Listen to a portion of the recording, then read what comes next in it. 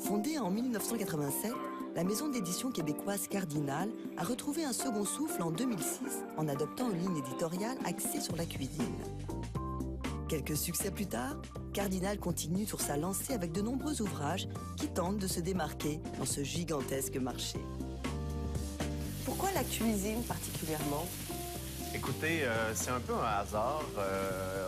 Un de nos livres en 2009, Le cuisinier rebelle, était un livre de cuisine et nous a fait connaître un peu. C'est un livre qui a très bien marché, donc on a été un peu victime de notre succès, c'est-à-dire les gens venaient nous proposer après des beaux projets de livres culinaires, de livres gastronomiques et des projets d'envergure. Donc on s'est spécialisé un peu dans cette direction.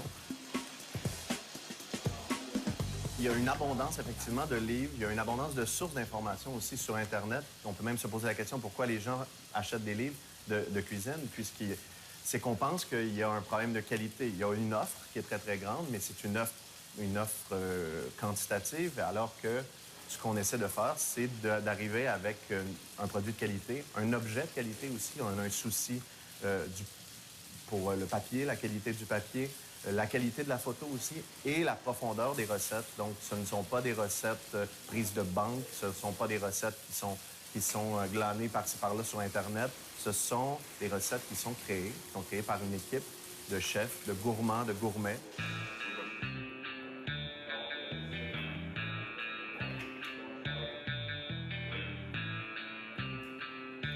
On essaie aussi de toucher les jeunes de 18-25. On essaie aussi de toucher les hommes.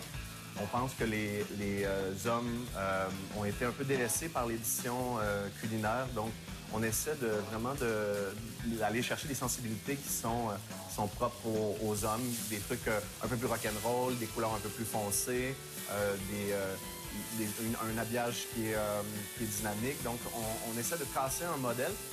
Évidemment, on le sait bien, on s'adresse aussi aux femmes. Notre première clientèle, ce sont les femmes, mais on a ce souci-là de penser un peu à la clientèle homme. Comment est née l'idée des 60 meilleurs? En réalité, c'était vraiment pour arriver avec un nombre qui faisait du sens. Toutes les photos, toutes les recettes, sont photographiées. Donc, il n'y a pas de recettes qui sont mises pour grossir ce chiffre-là. C'est très facile de faire 200 recettes, de faire 300 recettes dans un livre. Ce qui est difficile, c'est de toutes les photographier.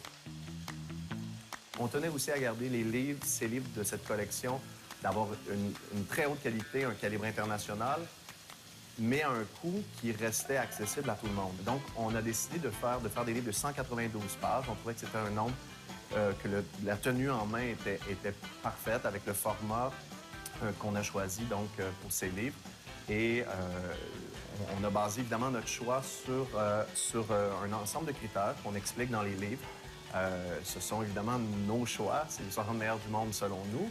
Mais ceci étant dit, on essaie dans chacun des numéros d'avoir un équilibre entre, disons, des recettes traditionnelles, classiques, 20 recettes qui sont vraiment des recettes gourmandes, donc vraiment des recettes pour se faire plaisir, et 20 recettes qui sont des recettes, disons, plus audacieuses, des recettes avec un niveau de difficulté un peu plus élevé.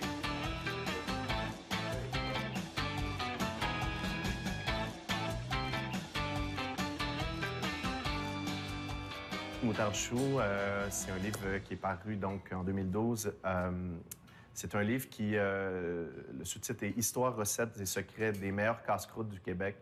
Ce sont donc un photographe et une journaliste québécois qui sont partis sur la route, qui ont fait 7000 km au Québec, partout, pour aller découvrir les casse-croûtes qui sont sur les routes provinciales, donc à l'extérieur des autoroutes, à l'extérieur des sentiers battus. Ça a été aussi l'occasion de photographier le Québec, les routes du Québec et le territoire québécois, comme, je pense, on ne l'avait pas fait depuis longtemps. On a fait un autre ouvrage aussi qui s'appelle « Le marché Jean Talon », Histoire des portraits. Donc, c'était un peu la même formule, c'est-à-dire que la journaliste a été rencontrer les producteurs du marché Jean Talon. Oui, il y a des recettes, évidemment, mais c'est d'abord les histoires des gens, les gens qui font ces produits, qui donnent leur vie à ce marché.